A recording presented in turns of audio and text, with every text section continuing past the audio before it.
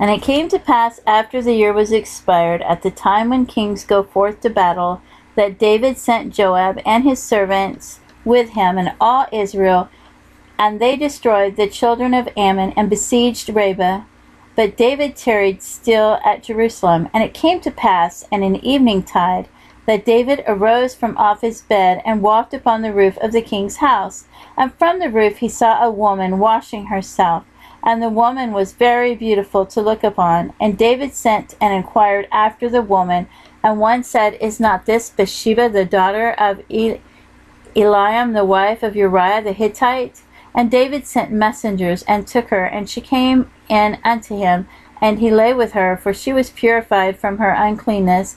And she returned into her house. And the woman conceived, and sent and told David, and said, I am with child. And David sent to Joab, saying, Send me Uriah the Hittite. And Joab sent Uriah to David. And when Uriah was come unto him, David demanded of him how Joab did, and how the people did, and how the war prospered. And David said to Uriah, Go down to thy house, and wash thy feet. And Uriah departed out of the king's house, and there followed him a mess of meat from the king. But Uriah slept at the door of the king's house with all the servants of his lord, and went not down to his house.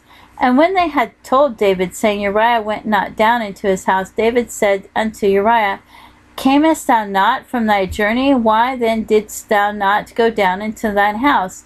And Uriah said unto David, The ark and Israel and Judah abide in tents, and my lord Joab and the servants of my lord are encamped in the open field. Shall I then go into my house to eat and drink, and to lie with my wife? As thou livest, and as thy soul liveth, I will not do this thing. And David said to Uriah, Tarry here today also, and tomorrow I will let thee depart. So Uriah abode in Jerusalem that day and the morrow. And when David had called him, he did eat and drink before him, and he made him drunk, and at even he went out to lie on his bed with the servants of his lord, but went not down to his house. And it came to pass in the morning that David wrote a letter to Joab, and sent it by the hand of Uriah. And he wrote in the letter, saying, Set ye Uriah in the forefront of the hottest battle, and retire ye from him, that he may be smitten and die. And it came to pass, when Joab observed the city, that he assigned Uriah into a place where he knew that valiant men were. And the men of the city went out and fought with Joab. And there fell some of the people of the servants of David. And Uriah the Hittite died also. Then Joab sent and told David all the things concerning the war, and charged the messenger, saying, When thou hast made an end of telling the matters of the war unto the king, and if so be that the king's wrath arise, and he say unto thee, Wherefore approacheth ye so nigh unto the city when ye did fight? Know ye not that they would shoot from the wall? Who smote Abimelech the son of Jerubbesheth? Did not a woman cast a piece of a millstone upon him from the wall, that he died in Thebez? Why went ye nigh the wall? Then say thou, Thy servant Uriah the Hittite is dead also. So the messenger went and came and showed David all that Joab had sent him for.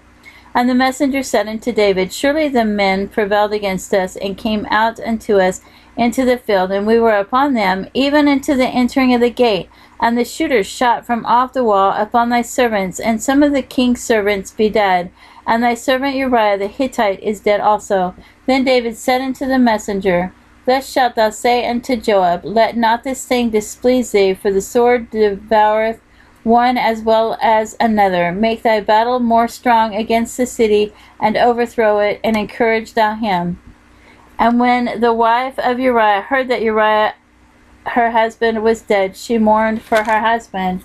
And when the mourning was past, David sent and fetched her to his house, and she became his wife, and bare him a son.